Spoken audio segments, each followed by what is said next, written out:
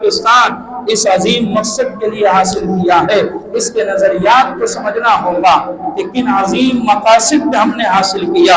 اگر ہم اس عظیم مقصد سے ہٹ گئے، ہماری نسل اس سے انحراف کر گئے، تو 10 لاکھ شہداء جن کا ہمارا سامنا میدان محشر میں ہوگا، وہاں آئیں گے، وہ کہیں گے کہ ہم نے جس بنیاد پر، جس عظیم مقصد پر اپنی جانوں کا نذرانہ پیش کر کے جو خطہ ہم نے تمہیں دیا تھا، تم نے اس خطے کے ساتھ کیا سلوک کیا ہے، تم نے کیا رویہ اپنا کے رکھا۔ آج ہماری اور آپ ہی کی نسلیں تو سڑکوں پہ گھومتی ہیں۔ یہ پاکستان میں جو لوگ گھومتے ہیں یہ کون ہیں؟ ہمارے اور آپ ہی کے تو بچے ہیں، مگر ہم نے اور آپ نے کیا تربیت نہیں کر دی۔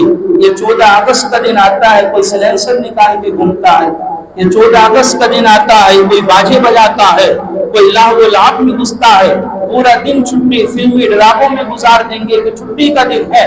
یہ ہماری اور آپ کی تربیت کا نتیجہ ہے۔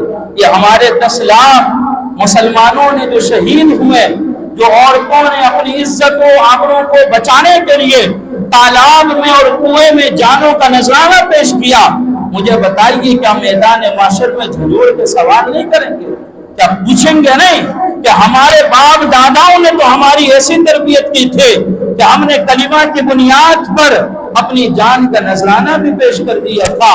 ہم تو اس زمانے میں جیتے رہے جس زمانے میں کلمہ پڑھنا بھی عذاب تھا، جس زمانے میں اسلام کے معاملات کو اپنانا بھی ایک عذاب سے کم نہ تھا، اور ہم نے تمہیں زمین دیا کہ تم اب رسول اللہ کے نظام کو قائم کرو گے، تم بمائے توحل کلمہ توحید کو بلند کرو گے اور یہاں سے دین اسلام کے غلبہ کا آغاز کرو گے، مگر تم نے اس کے ساتھ کیا رویہ اپنایا؟ یہ سوال ہم سے اور آپ سے ہوگا۔ تو ہمیں اس وقت بہت زیادہ ضرورت ہے کہ ہم نظریہ پاکستان کو سمجھیں۔